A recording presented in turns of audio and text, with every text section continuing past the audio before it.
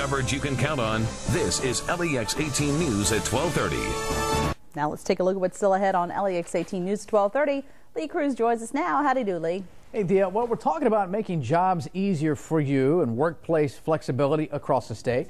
And then details on a memorial garden honoring an award-winning African-American jockey. That's coming up next as we continue with LEX 18 News at 12:30. It's 12:45. Isaac Murphy was an African-American jockey in the late 19th century. He was the first jockey to win 3 Kentucky Derbies. A memorial garden will soon open in his honor. David Cozart is the board chairman, and Chris McCarron, a Hall of Fame jockey and spokesperson for the Isaac Murphy Memorial Art Garden. They're here with more. Welcome, gentlemen. Thanks for coming in, guys. Thank you, guys. Thanks for having us. What are the plans? When is this garden going to open up? We want the garden to open up by 2010, World Equestrian Games, kind of like the universal deadline for so many people. But that's the plan. Let's talk a little bit about Isaac Murphy. Let's give everybody sort of a historical perspective on him as a jockey and then as an African-American jockey. Well, I don't really understand what all the hoopla is about. You know, he only won 628 races. Yeah, wow. I mean, I won 7,000. You know, and he only won 628 races. However, he only rode about 1,400. Wow. He has the highest winning percentage of any jockey that ever lived. 44% career winners. Wow. He was the Babe Ruth. He was the Michael Jordan of his day. He was one of the greatest athletes. And he revolutionized race riding back then. It used to be where the jockeys would just let the horses run about as fast as they could go for as far as they could go. Isaac Murphy thought about strategy. He went cerebral on everybody. Wow.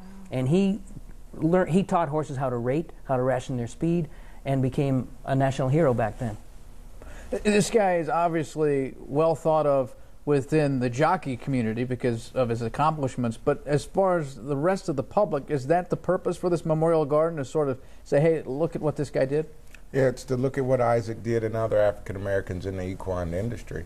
The other element of that is Isaac was born in Frankfort, moved to Lexington, and lived right on 3rd Street where the park is going to be. So it's to illuminate those accomplishments of African Americans in the equine history, as well as the rich history of East End and 3rd Street, where the original racetrack was, where Isaac happened to live as well. And I guess to give the children sort of an idea that they can too achieve this if they so choose and so have the ability and desire to do it as well. Talk to us a little bit about what you need the community to do to kind of partner and to help you guys bring this into fruition.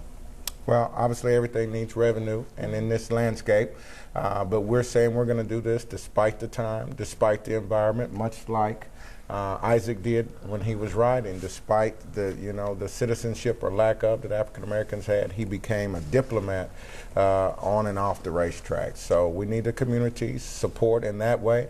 On the 23rd of this month, we're going to have a Isaac and East End or Isaac and 3rd Street Together Again event. And it's going to be a fundraiser, and also an informative time to talk about the project and this legacy project that the 3rd Street Revitalization is. If folks want to contact you guys, is there a place they can go, website or phone number? You can go to isaacmurphy.org. The Friends of Isaac Murphy Memorial Art Garden Board has created that website. We're revamping it now, working with local agency. Preston Osborne is working on a marketing campaign. They can call the Urban League as well at 859-233-1561 and get information that way as well. And get ready for the Kentucky Derby. It's just a couple of weeks away, right? Absolutely. Yeah, we're getting jazzed about that. Without a doubt. Guys, thanks so very much.